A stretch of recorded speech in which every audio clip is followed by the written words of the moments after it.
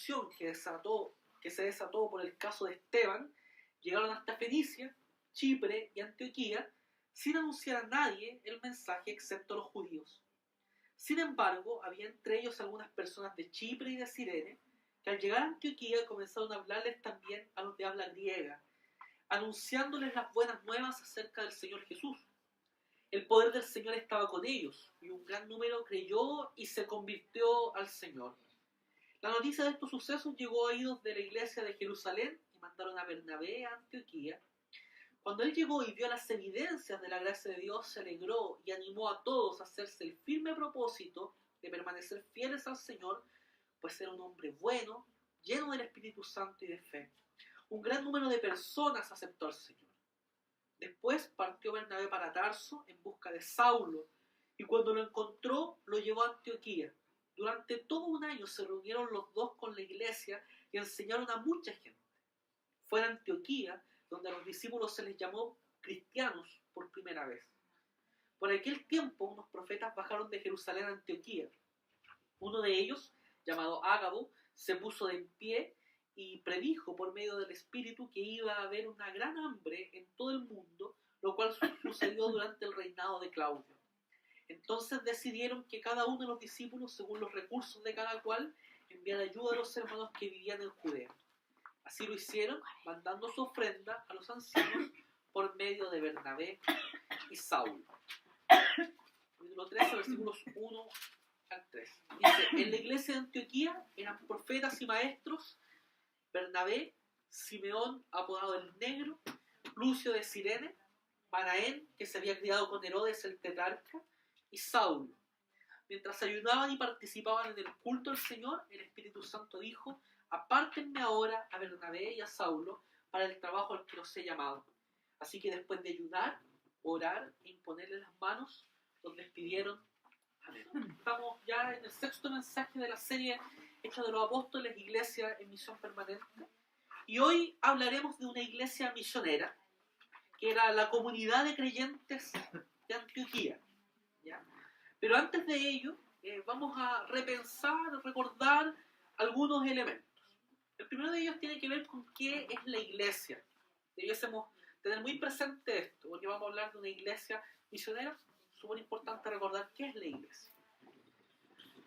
Yéndome a la segura y para buscar algo más sintético, la Confesión de Fe de Westminster, en su capítulo 25, los puntos 1 y 2, dice lo siguiente. La iglesia católica o universal, que es invisible, se compone del número completo de los elegidos que han sido, serán reunidos en uno bajo Cristo, su cabeza, y en la esposa, el cuerpo, la plenitud de aquel que llena todo en todos. La iglesia cristiana es católica por definición. Eso quiere decir que seamos católicos, apostólicos y romanos. Somos católicos en el sentido de la universalidad de la iglesia. El cristianismo no tiene fronteras, no tiene barreras. Y esta iglesia, que es católica, es invisible. ¿En qué sentido? En que está conformada por el número de todos los elegidos de Dios y allí forman parte de todos aquellos que van a estar en la eternidad con Cristo. Esa es la iglesia invisible. Y hay una diferencia con esta iglesia, que es la iglesia que nosotros vemos, la iglesia visible. Dice, la iglesia visible, que bajo el Evangelio también es católica o universal, no está limitada a una nación como anteriormente en el tiempo de la ley, se compone de todos aquellos que en todo el mundo profesan la religión verdadera, juntamente con sus hijos, y es el reino del Señor Jesucristo, la casa y familia de Dios, fuera de la cual no hay posibilidad ordinaria de salvación. La iglesia visible es la reunión de creyentes que nosotros podemos ver. Ahora bien, ¿cuál es la diferencia? Que en esta reunión de creyentes puede que no hayan personas elegidas por Dios. ¿Por qué razón? ¿Se recuerda cuando Jesús habló de que el trigo y la cizaña crecen juntas? Entonces, nosotros no sabemos si hay personas que pueden estar aquí con nosotros que no hayan sido elegidas por Dios. Ahora, para que usted quede con tranquilidad, si usted tiene convicción de su pecado en su vida, eso es imposible de tenerlo sin el Espíritu Santo actuando en su corazón. Por lo tanto, si el pecado no le da lo mismo, ya ahí usted tiene una evidencia de que es creyente. Y en segundo lugar, Jesús dijo que por sus frutos los conocerían. El fruto es una evidencia del actuar de Cristo en nuestra vida. Entonces, la iglesia está conformada por este grupo de creyentes, y ese grupo de creyentes constantemente va aumentando según la predicación del Evangelio. Y esta es la otra pregunta: ¿cuál es el rol de la iglesia? Me gustó mucho esta definición de Karl Barth que encontré en un libro de teología sistemática, que él señala lo siguiente: la iglesia es el heraldo que corre para anunciar el mensaje. No es un caracol con su casa a cuesta y que se halla tan a gusto dentro de ella como para reducirse a sacar de vez en cuando sus cuernecillos y pensar que con ello ya cumplió su obligación de mostrarse públicamente. No, la iglesia vive su cometido de heraldo. La iglesia es la compañía de Dios. Allí donde vive la iglesia ha de responder a la cuestión de si está sirviendo como heraldo o si vive solo para sí misma. Me gusta mucho la metáfora que él pone, que la iglesia no es como el caracol, que de vez en cuando saca sus cachitos al sol, como dice la canción que aprendimos cuando éramos niños, ¿cierto? Bien, no es así. La iglesia tiene que cumplir su cometido de heraldo, de aquel que anuncia la buena noticia del rey que viene, del rey que va a llegar a los corazones de las personas. Si la iglesia no cumple la labor de comunicar a otros el evangelio, se está transformando en un club social. Y eso es lo que pasaba con la iglesia primitiva. Si ustedes se fijan en el primer versículo que nosotros leímos, dice: los que se habían dispersado a causa de la persecución que desató en el caso de Esteban llegaron hasta Fenicia, Chipre y Antioquía sin anunciar a nadie el mensaje excepto los judíos. O sea, para que esta gente se movilizara hacia otro lugar con la tarea de predicar el evangelio, tuvo que ocurrir algo terrible: la persecución. Y aún así todo, no les comunicaron a todos el evangelio. Nosotros, como esta iglesia es universal, tenemos que predicarle el evangelio a todas las personas y cumplir nuestra tarea de ser misioneros. ¿Cuál es la propuesta del sermón de hoy? Es que hoy veremos a una iglesia sana que tiene actitudes que son sanas en la tarea de la misión. La primera actitud que nosotros vamos a ver es la actitud de la iglesia en relación a la misión. Como les decía, ya hemos leído el versículo 19, que menciona que luego de la persecución desatada producto de la muerte de Esteban, esta gente se va hacia distintas zonas y comienzan a predicar el mensaje, pero dice el texto que sin anunciar el mensaje excepto a los judíos. Esto es muy importante tenerlo en cuenta. Esta gente solo compartió el mensaje con los de su propia etnia. Estamos hablando de judíos que por ciertas razones habían ya vivido en el exilio, habían tenido una influencia griega y por lo tanto sabían dónde establecerse. Se establecieron en las zonas costeras, muy cerca de los pueblos de Fenicia, y estos creyentes se asociaron con los judíos y no con los gentiles. Esto es terrible. Cuando la iglesia se transforma en un gueto nacionalista, en el cual solo caben aquellos que hablan una misma lengua, tienen las mismas culturas, las mismas costumbres. Nuestras comunidades tienen que estar abiertas para todos. Sobre todo cuando, por ejemplo, en nuestro país estamos viviendo un fenómeno creciente de migración. Que no sé si ustedes sabían, pero solo alrededor del 3% de la población que vive en Chile es extranjera. No es tanta como aparece de repente en los medios de comunicación o en los diálogos que nosotros tenemos con otras personas.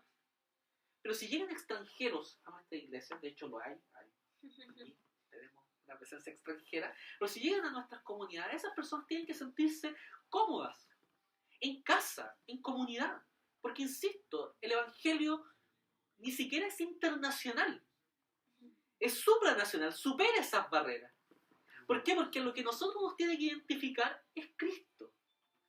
Evidentemente sentimos amor por la tierra en la cual nacimos y debiésemos luchar, porque como dice el profeta Jeremías anunciando palabras del Señor, del bienestar de la ciudad depende también nuestro propio bienestar. Por eso debemos trabajar aquí en la ciudad. Pero, insisto, somos peregrinos y extranjeros en esta tierra. Nuestra verdadera ciudadanía es la ciudadanía del reino de Dios. Por eso es muy interesante lo que dice el versículo 20. Sin embargo, había entre ellos algunas personas de Chipre y de Cirene que al llegar a Antioquía comenzaron a hablarles también a los de habla griega, anunciándoles las buenas nuevas del Señor Jesús. Ya habíamos visto que este había sido uno de los primeros problemas que había ocurrido en la iglesia. La semana pasada, Ezequiel nos mostraba que incluso ese problema tuvo relación con la distribución de bienes en relación a aquellos que estaban pasando necesidad. Más adelante tendremos una serie sobre la carta de Pablo a los Gálatas, donde se abordará en extensiva este problema. De hecho, también el sermón de la próxima semana apuntará a esta problemática de cómo se dirimió en el concilio de Jerusalén. Bueno, es muy importante esta temática. ¿Por qué razón? Porque judíos, hijos de judíos que allá habían vivido en el exilio, sabían el idioma griego, lo manejaban, ya tenían esas costumbres. Cuando viajaron desde Chipre a Cirene y Antioquía, comenzaron a compartir el evangelio con los griegos, que se convirtieron al evangelio. Y aquí esto es muy importante, porque esta es la primera comunidad cristiana en que no fue necesario pasar primero por ser judío y luego para ser cristiano. Había muchas comunidades que a los extranjeros lo que lo hacían era convertirlos al judaísmo. En el caso de ser hombre, la evidencia de eso era la circuncisión, y luego podían ser cristianos. Esta es la primera comunidad donde eso no ocurre. Y eso va a generar tensiones dentro de las primeras épocas del cristianismo. Y me parece muy importante citar a David Bosch, que tiene un libro de misiones que es ampliamente citado, leído por la cristiandad y por cristianos católicos, ortodoxos, protestantes, de todo, y reformados. Así que lo leemos con confianza, sobre todo si es tan influyente. Él dice lo siguiente: además del rápido crecimiento de la comunidad cristiana, hubo otros acontecimientos fuera de lo común. Para empezar, no hubo un sistema eclesial de apartheid, así como ocurrió en Sudáfrica, donde se separaba a blancos y negros, o separación de razas en Antioquía. Judíos y gentiles comían juntos, hecho sin precedentes en el mundo antiguo, especialmente porque esos gentiles no se habían circuncidado. Era evidente que mientras los hebreos encontraban su identidad en el pasado de Israel y de Jesús, los helenistas, o sea, aquellos que eran griegos, de habla griega, se concebían como el enlace con el futuro, no solo en términos de ser los heraldos de un Israel renovado, sino como la vanguardia de una nueva humanidad. Aquí, en Antioquía, se comienza a vivir por primera vez lo que es una iglesia universal, una iglesia católica, en el amplio sentido de la expresión. Frente a esto tenemos que decir que los campos están blancos para la siega. Y nosotros debiésemos tener en cuenta a todas las personas que de repente son desplazadas de la sociedad. Debiésemos pensar por aquellos que han optado por la vida marginal, por los excluidos del consumo, o aquellos que están sobreendeudados. ¿Qué mensaje le entregamos a este tipo de personas? O los sectores medios, las clases medias que siempre tienen disconformidad porque quieren aspirar y ascender socialmente a una condición mejor de vida. ¿Qué pasa con los universitarios? Con los intelectuales, con los artistas, con los escritores. Ellos también son campo blanco para la siega. Pensemos también en los nuevos tipos de familias, en los cuales se dan ciertas disrupciones que no se dan en las familias según el marco de la Biblia, pero que van a llegar a nuestras iglesias, van a llegar a nuestras comunidades, y tenemos el deber de predicarles el evangelio. Aquellas familias que están conformadas por los hijos míos, los tuyos y los nuestros, ¿cierto? Los pueblos con baja presencia cristiana, la subcultura urbana, los migrantes forzados, desplazados de sus países, los practicantes de nuevas espiritualidades, el yoga, el reiki, todas esas cosas que están muy de moda. Tenemos que entregarles el evangelio. Los de culturas cristianas que tienen que reevangelizarse. Aquí, ojalá, algunos sientan un llamado a las misiones y pueden ir a otros lugares que nos trajeron el evangelio, pero que están viviendo en una sociedad que está en una condición post-cristiana, que ya no creen en Dios en su mayoría. Es terrible ver, por ejemplo, imágenes de Europa donde habían iglesias históricas y que hoy día están convertidas en bibliotecas, en discotecas, en cafés, en pubs. Yo un día vi hasta una iglesia convertida en un salón para hacer skate. Bueno, hay que ir a predicar en esos lugares. Los afectados por VIH-Sida y por otras enfermedades de transmisión sexual. Las mujeres que han abortado. Las minorías sexuales. También son campos blancos para la siega. Para evangelizar estos campos que están blancos para la siega, nosotros debemos eliminar una serie de prejuicios que atentan contra el cristianismo. ¿Estás tú dispuesto a ser tratado como comilón y bebedor de vino como lo fue tratado Jesús? Por no seguir los estándares de quienes creen que el evangelio se reduce a valores relacionados solo con la sexualidad, pero que callan cuando se producen otro tipo de injusticia. ¿Estás dispuesto a matar y sufrir el daño de tu imagen por entregar el testimonio de Jesús a estas personas que necesitan el Evangelio? Mi amigo Carlos Parada, que va a venir a predicar la próxima semana, siempre dice que no existe hasta el día de hoy una aplicación que se llame electómetro, que tú tengas la posibilidad de pasarle hacia las personas y decir, este es elegido, le predico a él. Tu tarea y mi tarea es predicar siempre, y el Evangelio siempre va a cumplir su propósito, porque el que cree en el Hijo tiene vida eterna, y el que no cree en el Hijo no tiene vida eterna, será condenado. No tiene vida eterna con Cristo. Por lo tanto, el Evangelio siempre cumple su propósito, una espada de dos filos. Vida eterna con Cristo o condenación eterna. Punto. Usted predique el Evangelio. Sproul, en su libro Escogidos por Dios, cuenta que una vez un profesor de teología sistemática les pregunta a ellos, ¿por qué hay que predicar? Y todos los alumnos se quedan callados. ¿Por qué tengo que predicar? Somos calvinistas, el Señor añade a la iglesia los que van siendo salvos y toda la cosa. Entonces algunos empezaron a armar tremendas teorías. Y el profesor le decía, no, eso no. Y ya después del tercer no, todos se quedan callados y de repente el profesor, luego de ese silencio, dice, porque el Señor lo mandó. Punto. Si el Señor nos mandó a predicar, eso es lo que tenemos que hacer. Y esto me llama mucho la atención lo que dice el versículo 21.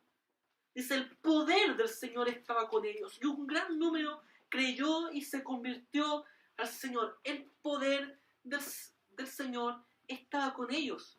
El crecimiento de la iglesia es tarea del Señor. Y en la misión, el Espíritu Santo siempre se nos adelanta a nosotros. El Espíritu Santo es quien trabaja, regenerando a las personas para que al escuchar el mensaje puedan responder a esa voz.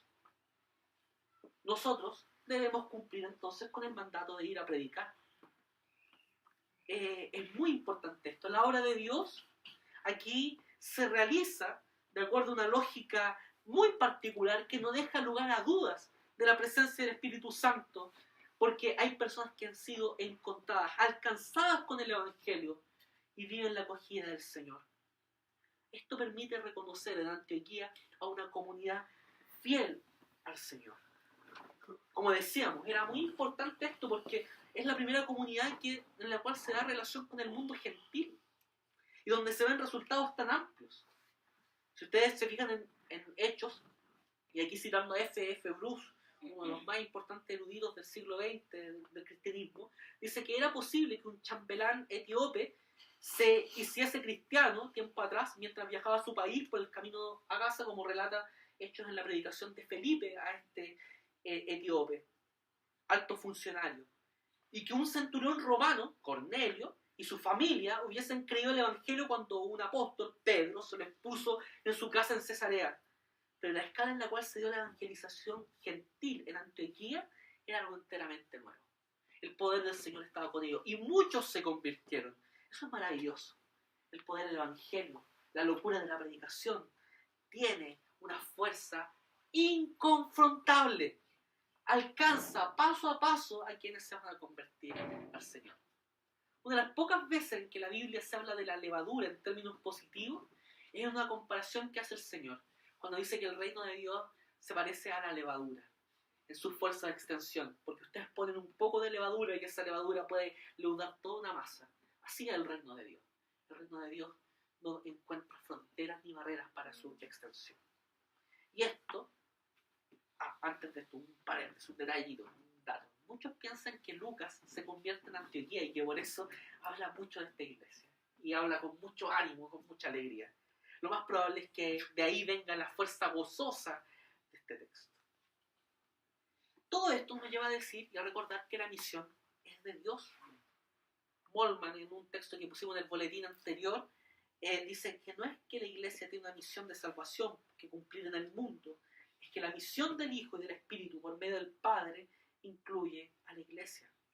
La misión no comienza con la iglesia cristiana, sino que comienza cuando Dios decide revelarse a las personas.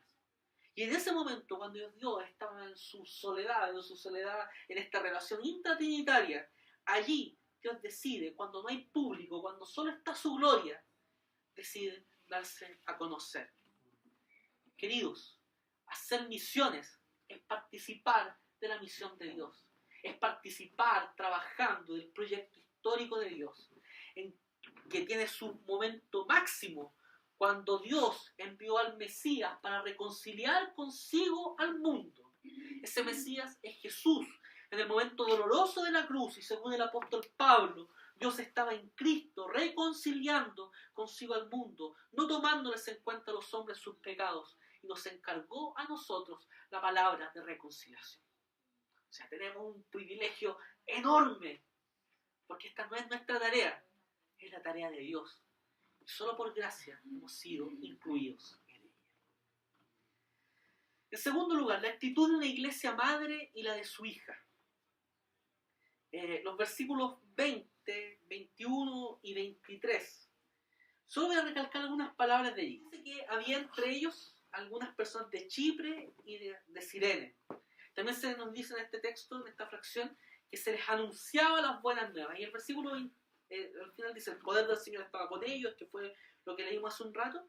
Y el versículo 23, que cuando él, hablando de Bernabé, llegó y vio las evidencias de la gracia de Dios. La iglesia de Antioquía se nos muestra acá en su plenitud. Y se nos habla del nacimiento de esta comunidad conformada entre judíos y gentiles que entran por una misma puerta. Y esto es providencial. Sin la mano de Dios no hubiese ocurrido, ya lo decíamos anteriormente. Esto es inédito en el mundo conocido de la época. Como dice también el pastor Aníbal Díaz Casimiro en su libro Planta Iglesia, aquí la Bati siempre, su corazón la tira enormemente, dice que la iglesia de Antioquía fue plantada por cristianos misioneros y no específicamente por un plantador oficial. Eso también es una cuestión importante a rescatar de este texto y algo que nosotros debiésemos reconocer. Nosotros como comunidades debemos despertar a esto. Los misioneros o los plantadores de iglesia a tiempo completo no sustituyen las tareas de los miembros de la iglesia, porque todos los miembros de la iglesia también son llamados a plantar iglesias y a evangelizar. Sin la tarea de todos esto no ocurre. Dios ha escogido que como mecanismo para plantar iglesias llama a iglesias, a personas, no solo a un hombre que tenga que hacer toda la pega, todo el trabajo. ¿Ya? Entonces, sáquese eso de la mente. Usted no puede descansar en una sola persona. Y esto no lo estoy diciendo porque sea yo el plantador de esta iglesia. Para nada. Es parte. Tenemos que trabajar todos juntos en esta tarea. Esta comunidad, Antioquía, llegó a ser un gran centro misionero. O sea, fue una comunidad que no solo plantó el evangelio allí en Antioquía, sino que buscó plantar el evangelio en otras comunidades. Y eso incluso lo veremos más adelante. De hecho, estratégicamente su punto era muy importante. Estaba al centro entre Jerusalén y otras comunidades gentiles en las que Pablo plantaría nuevas iglesias más adelante. Y de hecho, cuando el año 70 después de Cristo, Jerusalén es invadida y destruida por los grupos romanos encabezados por el general Tito, Antioquía vino a llenar el vacío de liderazgo de la iglesia. O sea, los principales líderes de esta iglesia universal naciente en el año 70 luego estuvieron en Antioquía. Y de hecho, en los primeros siglos de iglesia cristiana, Antioquía siguió conformando un lugar muy prominente dentro de los líderes cristianos. Ahora, esto es hermoso. Yo cada vez voy sintiendo más así, como dice la canción, gozo en mi alma. Siento mucha alegría cuando leo este texto. Las noticias de estos sucesos, dice el versículo 22, llegó a oídos de la iglesia de Jerusalén y mandaron a Bernabé a Antioquía. Fíjense, la iglesia madre de todas las iglesias, Jerusalén, en su momento de dificultad, que era no otra cosa que la persecución, siguió ayudando a su iglesia hija. Eso es maravilloso. La iglesia madre escucha que mucha gente se está convirtiendo en Antioquía, entonces hay que mandar a alguien que vea, que supervise, que asesore a esta comunidad que están haciendo. y se envía un representante a Bernabé para que investigue y traiga un informe de por qué una gran cantidad de gentiles se está convirtiendo al Señor. Entonces se le envía para que conozca, entienda lo que sucede en Antioquía y cumpla también funciones apostólicas. De hecho, es lícito llamar a Bernabé también un apóstol en ese sentido, porque él va cumpliendo esta tarea.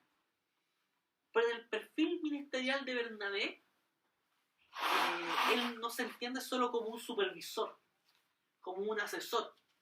Él entiende que va a representar a los apóstoles, pero también a trabajar codo a codo junto con los cristianos de Antioquía.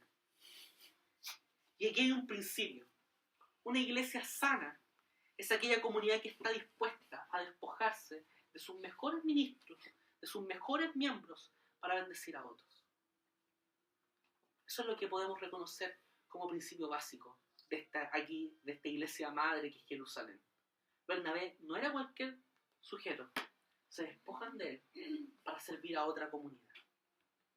Ahora bien, vemos a una iglesia que retribuye a su madre. Vamos saltando los versículos 27 al 30. Dice, por aquel tiempo unos profetas bajaron de Jerusalén a Antioquía. Uno de ellos, llamado Ágabo, se puso en pie y predijo por medio del Espíritu que iba a haber una gran hambre en todo el mundo, lo cual sucedió durante el reinado de Claudio.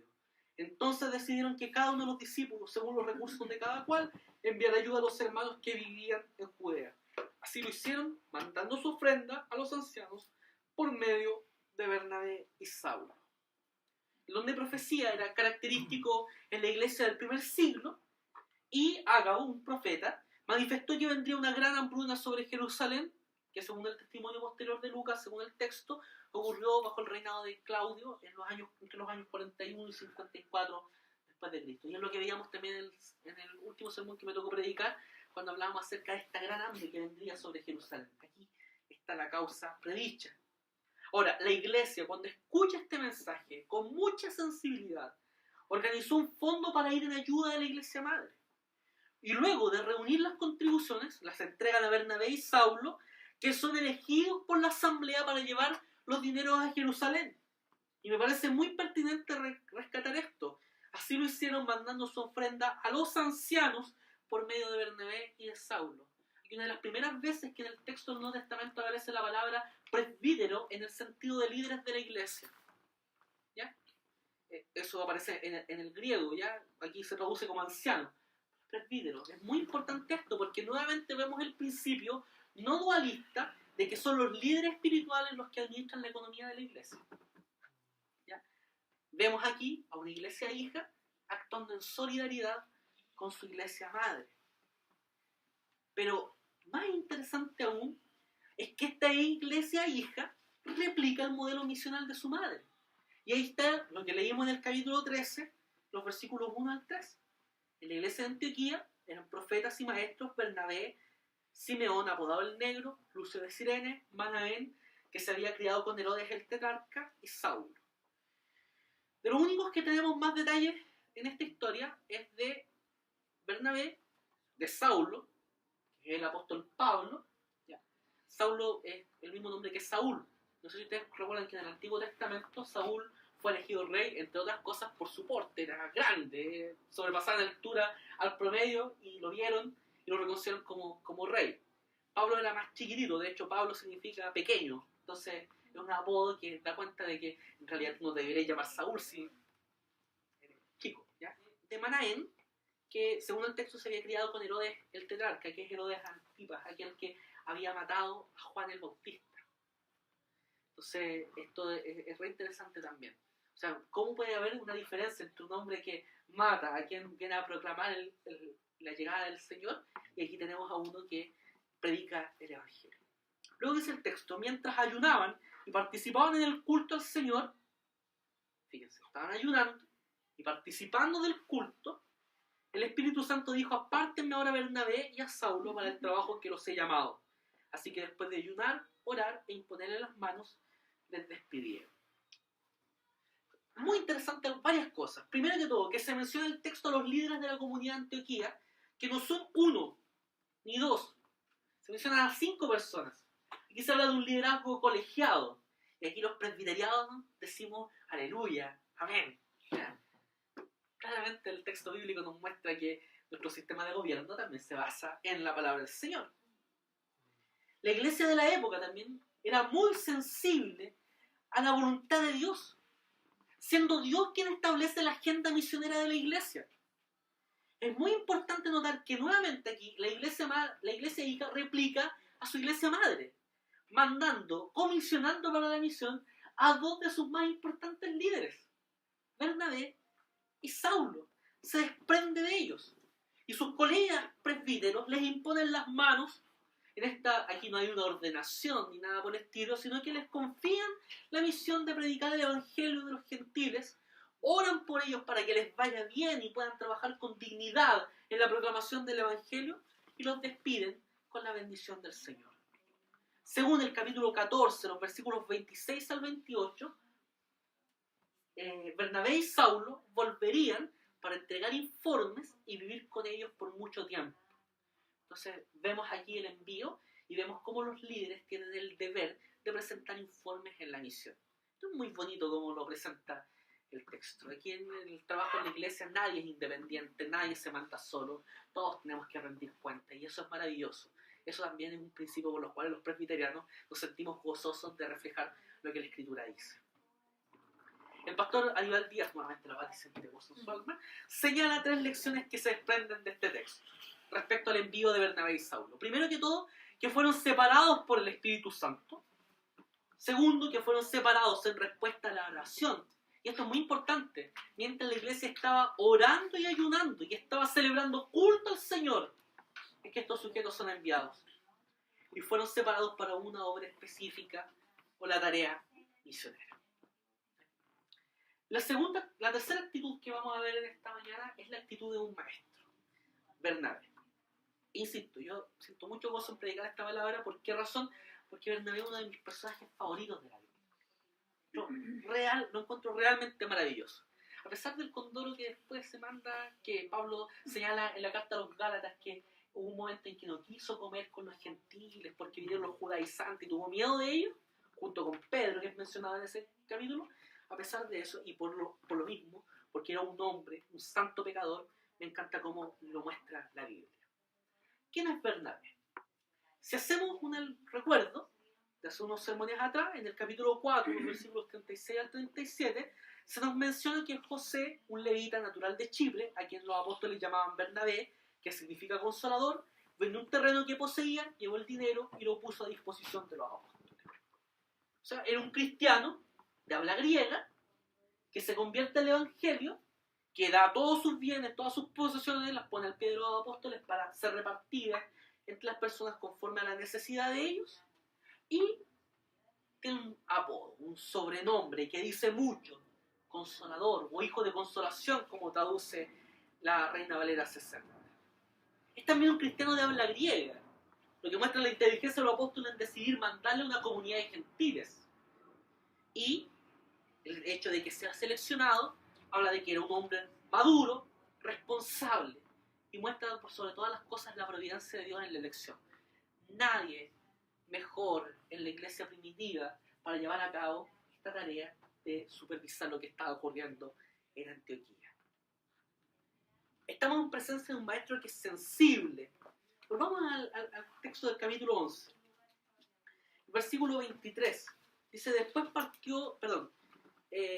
versículo 23. Cuando él llegó, hablando de Bernabé, y vio las evidencias de la gracia de Dios, se alegró y animó a todos a hacerse el firme propósito de permanecer fieles al Señor, pues era un hombre bueno. Este es uno de los pocos textos de la Biblia donde se define a alguien como bueno, lleno del Espíritu Santo y de fe. Un gran número de personas aceptó al Señor. Bernabé estaba listo para aceptar el plan de Dios que salva a judíos y gentiles. Y con ojos espirituales mira el desarrollo de la iglesia y glorifica a Dios por ello. Dice el texto que vio las evidencias, las conversiones de personas, la obra que el Espíritu Santo estaba realizando, y se alegró y animó a las personas, tanto así que otros más se convierten al Señor. Bernabé, cuando ve los efectos del Evangelio, consecuente con su sobrenombre, este hijo de consolación, anima a las personas para que se mantengan fieles a Dios. Y se da cuenta de algo muy importante. Entiende que la pega no la puede hacer solo. Y que esta gente, propensa a caer en la tentación, nuevos cristianos, nuevos convertidos, necesitan un trabajo más específico. Entonces, en un plan diario, Bernabé les instruye que sigan fieles al Señor, sean leales con Jesús, los insta a que vivan unidos a Cristo, que le sigan con determinación, con pasión, con fervor, pero los deja por un tiempo, porque recuerda a un hombre que había sido olvidado por todos.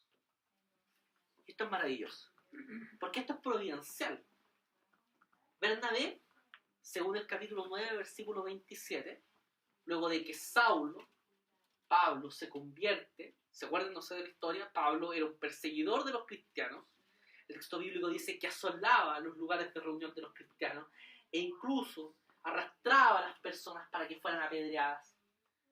Pablo, un perseguidor, se convierte en el evangelio. Cuando la gente lo mira con desconfianza, no sé, pues imaginémonos, no sé, que un tipo malo se convierte y llega a refugio de gracia. Evidentemente no lo vamos a poner ni a cuenta en la plata, no sé, ni lo vemos cerca de nuestro hijo, vamos a tomarlos de la mano y lo acercamos. Bueno, Pablo era un perseguidor. Entonces mucha gente podría haber pensado, esto es una treta de Pablo, se está haciendo pasar por bueno aquí, por amigo de nosotros, y luego va a sacar las garras. La primera persona que se muestra misericordioso con Pablo es Bernabé. Dice Hechos 9, versículo 27, entonces Bernabé lo tomó a su cargo y lo llevó a los apóstoles. Saulo le describió en detalle cómo en el camino había visto al Señor, el cual le había hablado, y cómo en Damasco había predicado con libertad en el nombre de Jesús. Cuando todos tenían miedo de Pablo, vino Bernabé y lo apadrinó. Pero a Pablo lo enviaron los apóstoles a su hogar, a Tarso, para protegerlo del peligro que había en Jerusalén, porque mucha gente quiso pegarle, los judíos que vieron que se convirtió, vieron, el peor enemigo nuestro, o sea, era de los nuestros, era el mejor, el que más perseguía, y ahora se convierte el cristianismo. Entonces, para que no corriera riesgo, se fue Pablo a Tarso, Saulo, en ese momento, como se le llamaba hasta ese momento. Y allí permaneció algunos años, en el anonimato, predicando a las personas, pero el Nuevo Testamento nada dice acerca de eso, hasta que Bernabé se acuerda de él y lo va a buscar. Es realmente hermoso, porque cuando Bernabé ve que la mies, que la cosecha es abundante, va a buscar a Tarso a Pablo. Y son 180 kilómetros de viaje que Bernabé realiza para irlo a buscar. No sé, ¿lo han entendido aquí? Aquí choferes más avanzados. ¿Cuántos son 180 kilómetros para hacer una imaginación? Un viaje de aquí a... Curicó y de vuelta de aquí a Cartagena, por ejemplo. Ya. Ya, hacia Curicó, algunos dicen, ya, y de vuelta hacia Cartagena. Bueno, imagínense, viaje en ese momento a pie, medio de locomoción súper pobre. Bernabé no está ni ahí, lo va a buscar. ¿Por qué? Porque sabía que este hombre había recibido un llamado de los gentiles. Versículo 15 del capítulo 9, de hecho, se le dice a a Ananías, para que vaya a imponer las manos sobre Saulo, que había quedado ciego luego de la visión del Señor. Ve, insistió el Señor, porque ese hombre es mi instrumento para dar a conocer mi nombre, tanto a las naciones y a sus reyes. El mismo Pablo daría testimonio de esto más adelante cuando dice, pero el Señor me replicó, vete, yo te enviaré lejos a los gentiles. Saulo era el hombre llamado para esta tarea, para comunicar el evangelio a los gentiles. Ambos regresan a Antioquía y enseñaron allí a los nuevos convertidos por alrededor de un año. Dice, durante todo un año se reunieron los dos con la iglesia y enseñaron a mucha gente. De allí en adelante, Bernabé y Saulo son los amigos en la misión. Y Bernabé es el líder, es el maestro que aconseja. De hecho, vamos a ver que en la guía, de hecho, en los capítulos 11, 25, 26, 11, 30, 12, 25, 13, versículos 2 y 7, se va a mencionar siempre a Bernabé y Saulo. Bernabé y Saulo. Bernabé y Saulo. Pero Bernabé es tremendamente maravilloso. Porque más adelante, desde Hechos 13, versículo 46 en adelante, mientras están en la compañía misionera, vamos a ver que se dice Saulo y Bernabé. Pablo y Bernabé. Esto es maravilloso. El líder, el maestro, sabe y entiende que llega el momento, una ocasión en la historia, que por el bien de la obra, no es él el que tiene que dirigir, sino que es Saulo, el más capacitado, el que tiene los dones del Señor para dirigir esta obra misionera. Bernabé tiene la valentía, el coraje dado por Dios de ponerse detrás de quien había sido su discípulo. Insisto, por el bien de la obra, por el bien del trabajo que vendría para adelante. Eso no lo hace cualquiera. ¿Por qué? Porque el orgullo es tremendo en las personas. Nadie quiere dejar en lado a quien uno enseñó. Les cuesta mucho eso. El orgullo o la trayectoria personal para que aparezca otro. Hay un ejemplo muy maravilloso de nuestra iglesia madre. El pastor Eduardo Contreras tuvo ese gesto. Cuando la iglesia, la quinta iglesia, estaba a punto de morirse, ellos se embarcan en un proyecto de traer un pastor brasileño, el pastor Joao Petrocelli. Y según el testimonio, 1 año existía la posibilidad de financiar a ese pastor. Y el pastor Eduardo Contreras, pastor titular de esa iglesia, cede el protagonismo en la labor como pastor a este pastor que venía del extranjero. Y bueno, vemos que esta iglesia ha tenido la posibilidad de participar en el proceso de plantación de 3 iglesias, o sea, no alcanzó solo para 1 año, alcanzó hasta ahora. Y seguirá alcanzando porque Dios es fiel. Sigamos ejemplos como eso. Si Dios te ha llamado, ten también el discernimiento de cuándo tu hora ha pasado, cuándo ha llegado, según las palabras de Juan el Bautista, el momento de menguar, para que otros crezcan. Y de hecho esto no es el único caso. Veremos que en Hechos capítulo 15, versículos 36 al 41 se nos dice lo siguiente. Algún tiempo después Pablo le dijo a Bernabé: volvamos a visitar a los creyentes de todas las ciudades en donde hemos anunciado la palabra del Señor y veamos cómo están. Bonito el plan. Ir pasando, buscando informes de las personas, ver cómo les ha ido y todo eso. Resulta que Bernabé quería llevar con ellos a Juan Marcos. Pero a Pablo no le pareció prudente llevarlo porque los había abandonado en Panfilia y no había seguido con ellos en el trabajo. Para que vean ustedes, hasta en las mejores familias pasa. Se produjo entre ellos un conflicto tan serio que acabaron por separarse. Bernabé se llevó a Marcos y se embarcó rumbo a Chipre, mientras que Pablo escogió a Silas. Aunque el conflicto terminó muy amigablemente, digámoslo. Después de que los hermanos lo encomendaron a Pablo con Silas y a Bernabé con Marcos, Pablo partió y viajó por Siria y Cilicia, consolidando las iglesias. Marcos era primo de Bernabé. Algunos postulan que era sobrino, pero el grado parentesco es súper difícil de dilucidar. Pero lo más probable es que haya sido primo. Uno lee acá este texto y ve que Pablo, un hombre de carácter fuerte, uno se lo imagina fácilmente arremangándose cuando habla y todo ese tipo de cosas. Bueno, Pablo estaba muy enojado, muy embroncado con Marcos, porque Marcos se había comportado como un mocoso inmaduro, como un mocoso miedoso. ¿Cómo vamos a llevar a este que nos dejó abandonado? Que es un cabro mamón. ¿Cómo lo vamos a llevar? Nos va a hacer pasar penas, vergüenzas nuevamente. Y Bernabé, que le tenía cariño a Marcos, que era un hijo de consolación por vocación, quería llevar a este cabro chico. Este cabro chico tocó pilla, que nadie le tenía fe. Bueno, y esto produce una división del equipo misionero. De hecho, no es hasta Galatas que se vuelve a mencionar a Bernabé. No sabemos nada más de la historia de Bernabé, pero de Marcos sí sabemos. Y hecho por la propia pluma de Pablo. Pablo estaba en su última prisión, a punto de morir por causa del Evangelio. Y le escribe la segunda carta a Timoteo. Y dice en el capítulo 4, versículo 11 de esa segunda carta: solo Lucas está conmigo. Recoge a Marcos y tráelo contigo, porque me es de ayuda en mi ministerio.